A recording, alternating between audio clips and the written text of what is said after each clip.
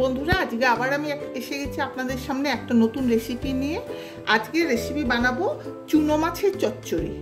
মোরলা মাছ আছে, সেই চুনো মাছের চচ্চড়ি বানাবো। তো তার জন্য এই যে মোরলা মাছগুলো নিয়েছি আর কিছুটা কেটে রেখেছি।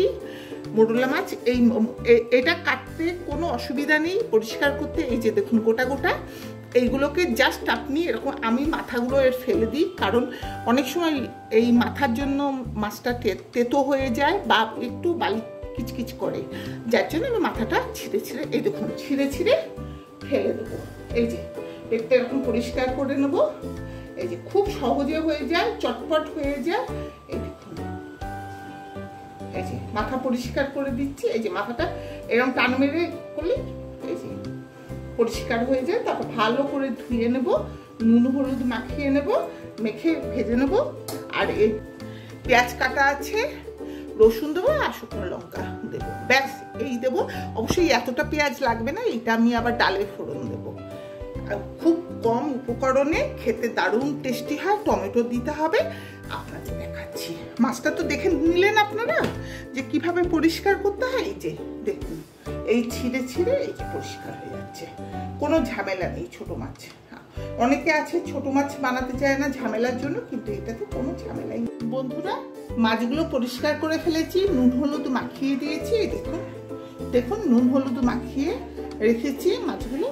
আর কড়াইতে তেল দিয়ে দিচ্ছি। এইবার আমি তেলের মধ্যে মাছগুলো ভেজে নেব। আর ওইদিকে কড়াইতে ওই কড়াইতে আমি পেঁয়াজটা দিয়ে দেবো। আর এই মশলা বলতে লঙ্কা আর রসুন বেটে রেখেছি, আর কিচ্ছু দেবো না।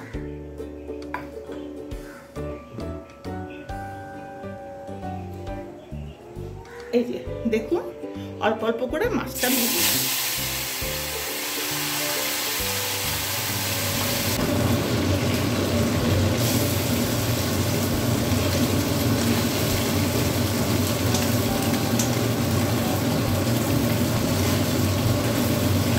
মাছগুলোকে একটু কড়া করে ভাজি, তাহলে ভালো লাগবে।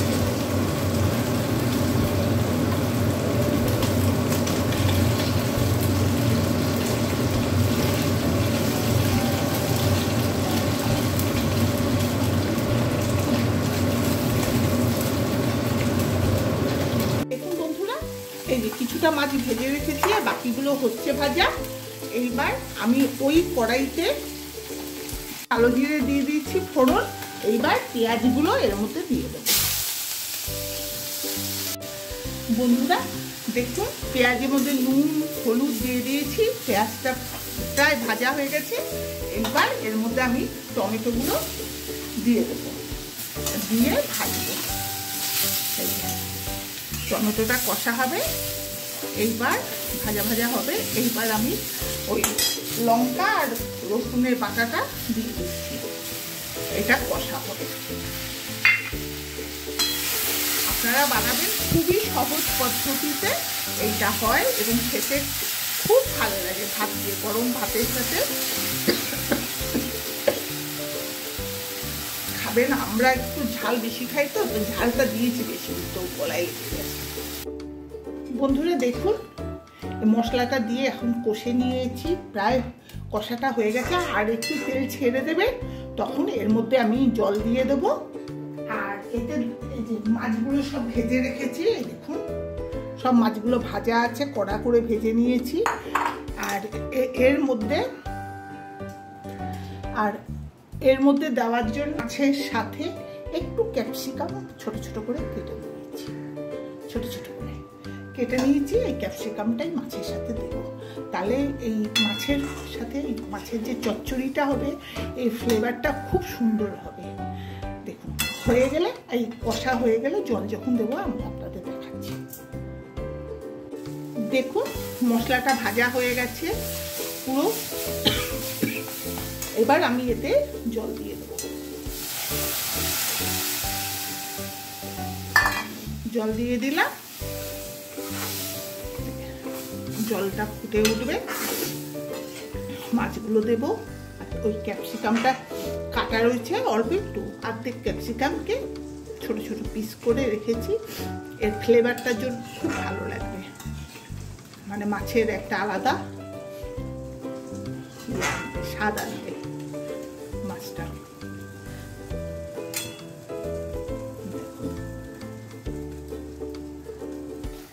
দেখুন এখন আমি এই ক্যাপসিকামগুলো দিয়ে দেবো, মাছটা একটু পরে দেবো। এখন মাছটা দিলে গলে যাবে মাছটা। দেখুন এবার আমি মাছগুলো দিয়ে দেবো।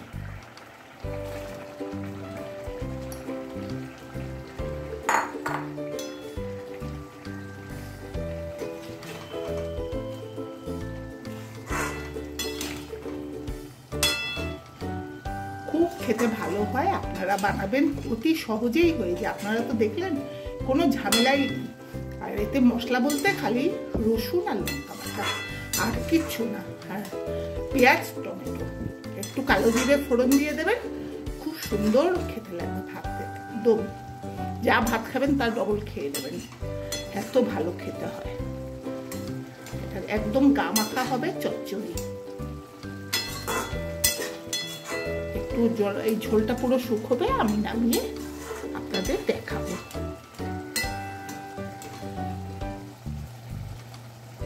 দেখুন কটা কাঁচা লঙ্কা দিয়ে দিই।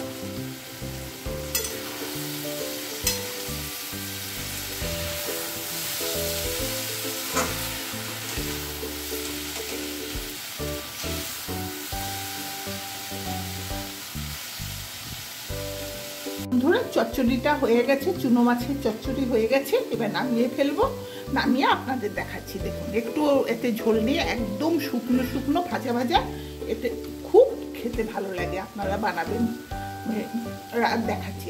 বন্ধুরা দেখুন আমি চুনো মাছ বা মোরলা মাছের চচ্চড়ি নামিয়ে ফেলেছি।